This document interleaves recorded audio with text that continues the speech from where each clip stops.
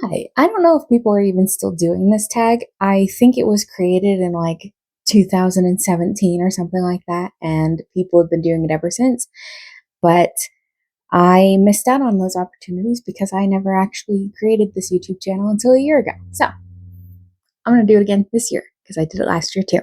This is the mid-year freakout tag because, oh my God, it's June already and what am I doing with my life? Let's start off with the first question. The first question is, what is the best book you've read so far in the year 2025? And I actually finished this book yesterday. So I have only rated 3 books so far, 5 stars. And that book is We Could Be Rats by Emily Austen. This one, I love this cover. I think it's so cute. And I wasn't expecting to really love this book because I DNF'd one of her books because it was too anxiety inducing. But I actually love this one. This one talks more about depression than it does anxiety. And I loved what it had to say about growing older and how much you just wish that you could still be a kid, and if you're a late bloomer, what that's like, and what it's like living in a small conservative town when you are part of the LGBT community, what it's like trying to be a good person when everyone around you seems to be not necessarily bad, but has different views than you do, and how exhausting that kind of thing is. So I highly recommend this book. I thought it was really good. It was so good. I loved it. Second question is, what is your favorite sequel of this year? And I don't actually own this book. I wish I did. I don't own either of them. I got them both from the library, but it was Air for the Crown Shy by Becky Chambers. I really like the first one, but I like the second one even better. And I feel like if you read them both just together, like it was one book, you really get the best experience because it takes a little while for the first one to get going. It's about a tea monk who basically does therapy for people. The monk doesn't even know what they need, let alone what the whole human race needs.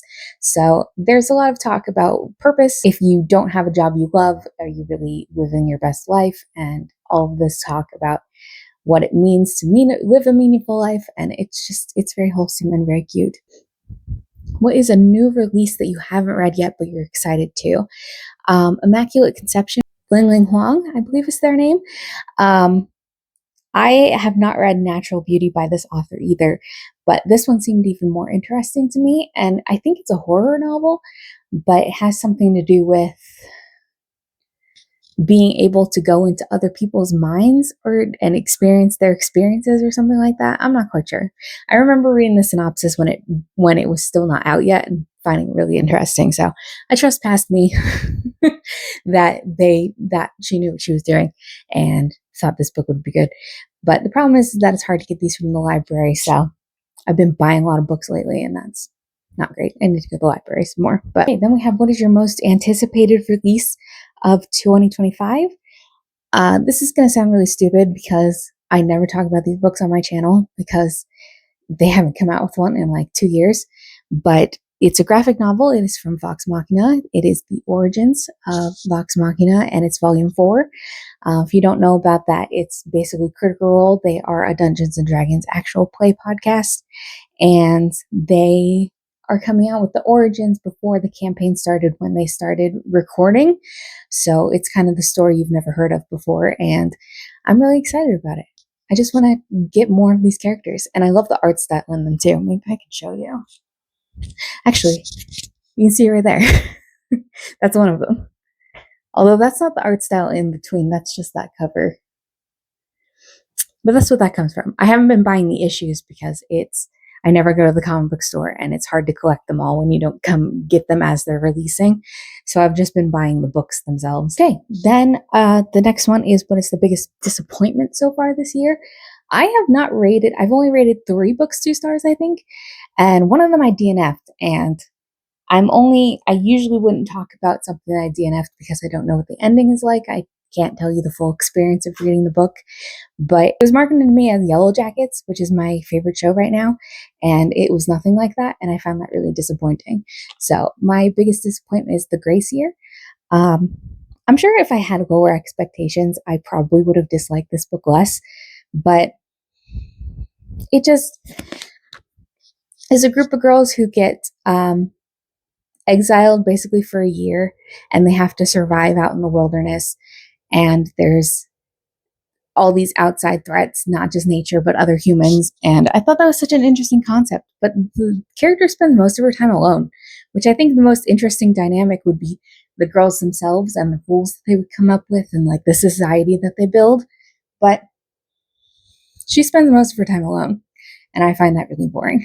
The next one is, what is your biggest surprise of the year? And mine probably would be Gifted and Talented. This is a story about three siblings whose father has just died, and he owns this multi-billion-dollar company, and they are trying to figure out who is going to be left his company while also dealing with their grief and kind of dealing with each other because they each were treated by their father in different ways, none of them good, and they are just kind of terrible people. But at the same time, you still kind of root for them. Maybe not the oldest sister. She did a lot of fraud. But the other two, it's kind of hard not to root for them. So I found this really surprising. I thought this was going to be just like another book that I just give like 3 or 4 stars. And I ended up giving this 5 stars. I thought it was really good. I really like these characters. I love books about siblings. I find them really fascinating. I just wanted to read more about them. There was an interesting dynamic between the middle sibling and his wife and his boyfriend and girlfriend. And it kind of spoke a little bit about polyamory, and not in like this, not in the typical way, like not in a negative way that you kind of read from other books. But yeah, I thought it was really interesting. I liked it a lot. Next, we have, what is your new favorite author, either new to you or new in general? And mine would probably be Fonda Lee. She wrote the Jade City trilogy. I don't have the first one, so you get the second one instead. This is a story about some siblings, and they are, I really love a book about siblings this year.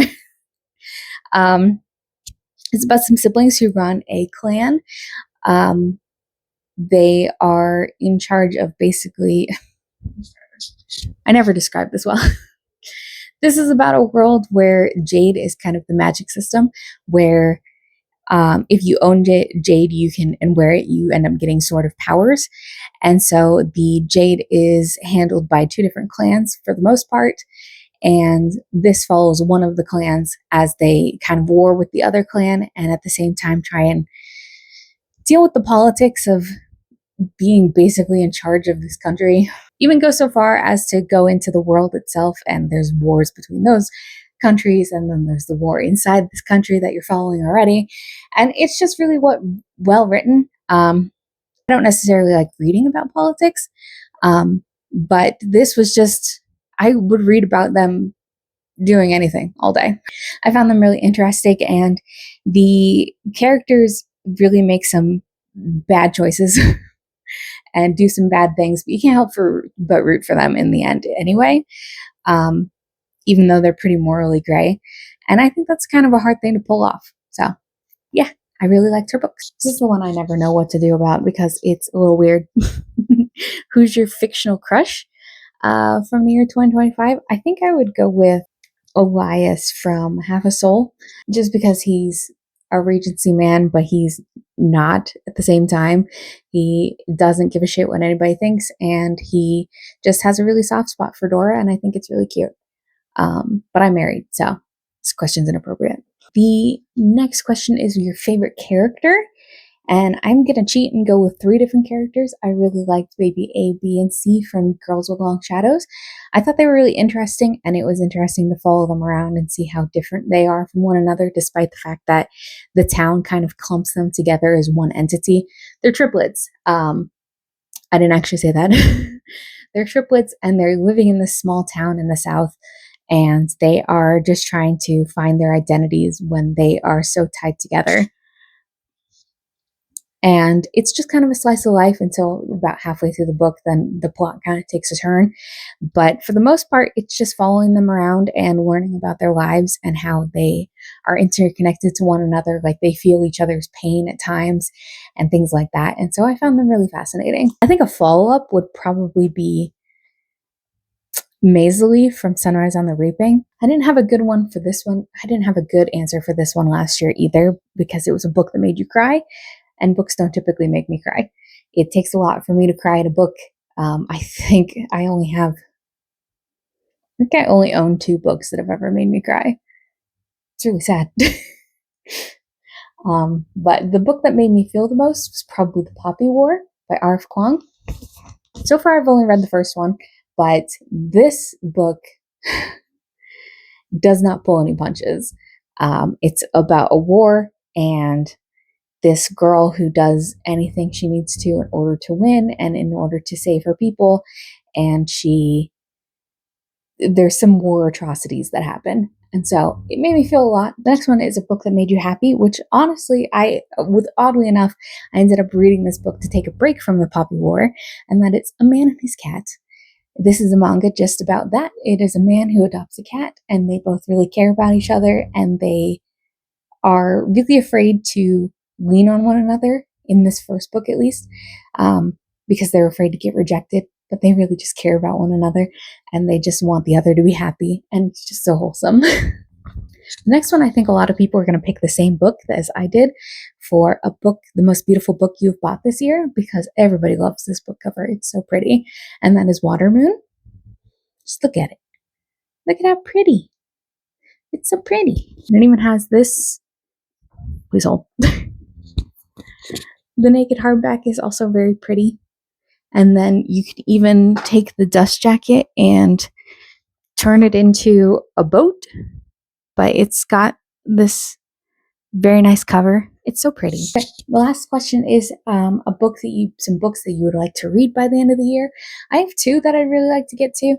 I'm waiting for the second Poppy War to come out in the edition that I have. It's coming out this month, like on the 24th or something like that, because I want my books to match. I also want to get to Jade Legacy, but it's very intimidating because of how big this book is. It's very intimidating, and I'm hoping to get to this by the end of the year, if not the end of the month. There's also a ton of other books that I'm hoping to get to, just because I have lots of TBR that I need to get to. But that's it. That is all of the questions. Yeah. I don't have a good outro for this, so goodbye.